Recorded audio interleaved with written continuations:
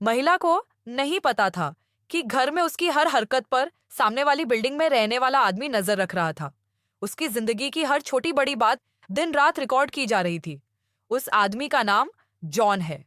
वह एक शेफ है और नीचे के होटल में काम करता है, लेकिन उसका शौक रात में सामने की इमारतों के विचारों का निरीक्षण करना है। जब उसे सामने की इमारत में देखने की कोशिश की, तो वह लिली की बातों में अस्त व्यस्त हो गया। इसलिए उसने दुनिया को जैसा देखा वैसा रिकॉर्ड करने के लिए उपकरण का उपयोग करना शुरू कर दिया और इसे अपने मोबाइल फोन पर डाल दिया। वह कुछ दोस्तों को मिलने के लिए आमंत्रित करता था। हालांकि युवा लोगों के पास बात करने के लिए बहुत कुछ होता है, लेकिन जॉन के लिए उसके जैसे कुछ समान विचारधारा वाले दोस्त होना दुर्लभ बात है। लेकिन जैसे जैसे समय बीतता गया, जॉन अपने दोस्तों से असंतुष्ट होता गया। इसीलिए वह फिर से शुरुआत करने का मौका नहीं छोड़ना चाहता था और सामने रहने वाले लोगों को जानना चाहता था। हालांकि उसने मिलने की बहुत कोशिश की, लेकिन उससे कभी उपयुक्त अवसर नहीं मिला।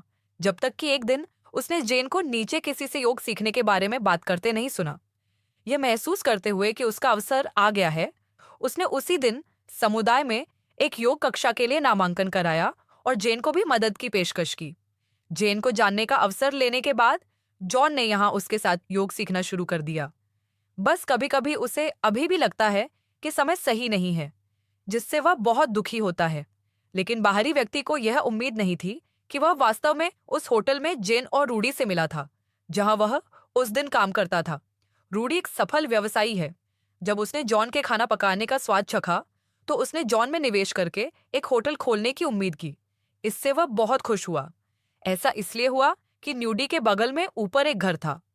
जॉन ने सोचा कि मैं अपने बिजनेस पार्टनर के साथ रूडी के घर जाकर उसके साथ निवेश पर विस्तार से चर्चा करूंगा। लेकिन मुझे उम्मीद नहीं थी कि निवेश चर्चा के बाद मैंने किसी कारण से उनके बाथरूम में जाने की योजना बनाई। मुझे उम्मीद नहीं थी कि मैं गलती से अपना सेलफोन बाथरूम में ही छोड़ दूंगा।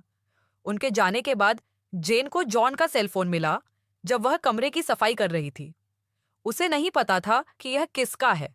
उसने इसे उठाया और चेक किया। नतीजतन उसने उसमें अपने दैनिक जीवन की कुछ बातें देखीं। इससे वह थोड़ा हैरान हुई। थोड़ा सोचने के बाद वह समझ गई कि फोन जॉन का था, जो विपरीत इमारत में रहता था। उसे आश्चर्य हुआ कि वास्तव में इतने उबाऊ लोग रहते हैं। इसलिए उसने सावधानी से खुद को तैयार किया और बाद में जॉन के होटल में गई और माइक को अपने साथ ले आया। फिर उससे पूछा कि उसने ऐसा क्यों किया और क्या उसके मन में उसके लिए भावनाएं हैं। लेकिन एक पल के बाद जॉन के सीधे और अनकहे शब्दों ने जेन को थोड़ा घबराने पर मजबूर कर दिया। इसलिए उसने फोन उसे वापस कर दिया और जल्दी से चली गई। लेकिन वे वास्तव में एक दूसरे को जान गए। तब से जॉन जेन के विचारों के बारे में जानने लगा।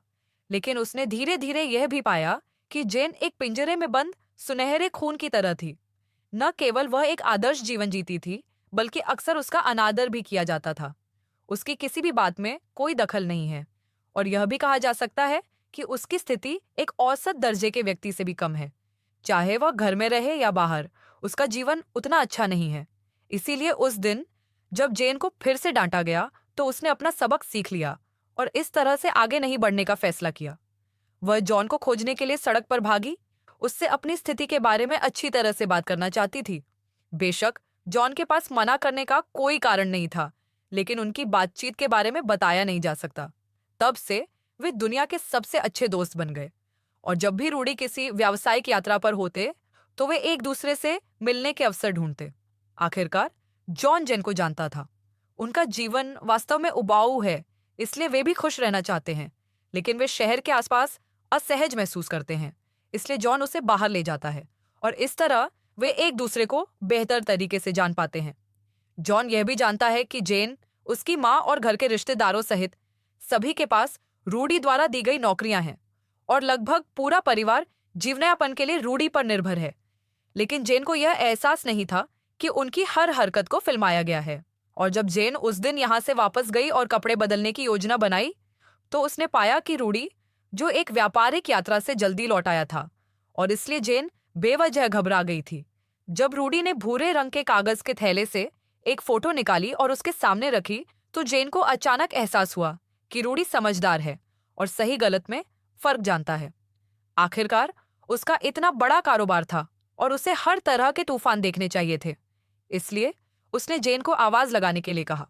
जेन की पूरी कहानी सुनने के बाद जॉन को लगा कि यह थोड़ा गंभीर है, इसीलिए वह जेन के पीछे पीछे नीचे रूडी को देखने गया। अप्रत्याशित रूप से रूडी ने एक हथियार लिया और जॉन को मारने की कोशिश की। हालांकि जॉन मजबूत और निहत्था था, लेकिन वह रूडी का मुकाबला नहीं कर सकता था। हालांकि जेन और जॉन को देखकर उनकी दोस्ती स्थापित हो गई। रूडी सड़क पर था, लेकिन उसने आखिरकार जेन को अपनी सच्ची आंतरिक भावनाओं को सुनने का मौका दिया। हालांकि जब उसने सुना कि जेन जॉन से सच्चा प्यार करती है, तो रूडी का दिल पिघल गया। हालांकि उसे यह सोचकर दुख हुआ कि इस तरह के परिणाम के लिए कई सालों की कड़ी मेहनत का आदान प्रदान किया गया था। लेकिन रूडी को यह भी एहसास हुआ कि जेन सिर्फ एक छोटी महिला थी जो भीख मांगना चाहती थी, इसलिए रूडी ने आखिरकार उसे जाने दिया। उन्होंने एक सक्षम पिता और पुत्र बनने के लिए अपने घर लौटने की भी योजना बनाई और जेन और साथ ही अपनी चीजें पैक करने के लिए वापस चले गए। फिर जेन घर आ गई और हमेशा खुशी से रहने लगी।